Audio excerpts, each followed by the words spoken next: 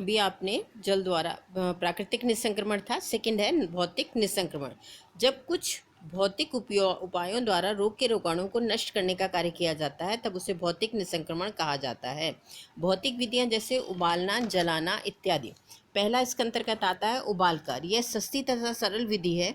जल को 100 डिग्री पर उबालकर उसमें रोगी के वस्त्र, बर्तन इत्यादि उबाल लिए जाते हैं। इस विधि में भी कीटाणु नष्ट हो जाते हैं। जल में सोडियम कार्बोनेट मिलाने से भी कीटाणु शीघ्र नष्ट हो जाते हैं। सेकंड है वाष्प द्वारा। यह विधि अधिकतर अस्पतालों में अपनाई जाती है।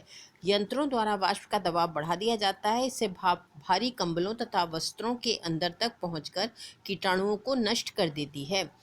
थर्ड है शुष्क वायु द्वारा। भौतिक निसंक्रमण का एक उपाय संक्रमित वस्तुओं में सूखी गर्म हवा प्रवाहित करना भी है।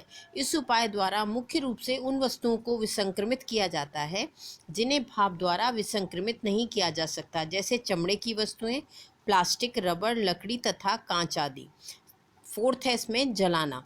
जलाने से रोगाणु पूर्णतः नष्ट हो जाते हैं। इसके अंतर्गत रोगी के मलमूत्र, थूक आदि को जला दिया जाता है।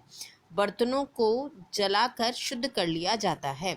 थर्ड है रासायनिक निसंक्रमण। रासायनिक पदार्थों द्वारा रोगाणुनाशन की प्रक्रिया को रासायनिक निसंक्रमण कहते हैं। रासायनिक निसंक्रमकों को अवस्था के आधार पर 3 वर्गों में विभाजित किया जा सकता है।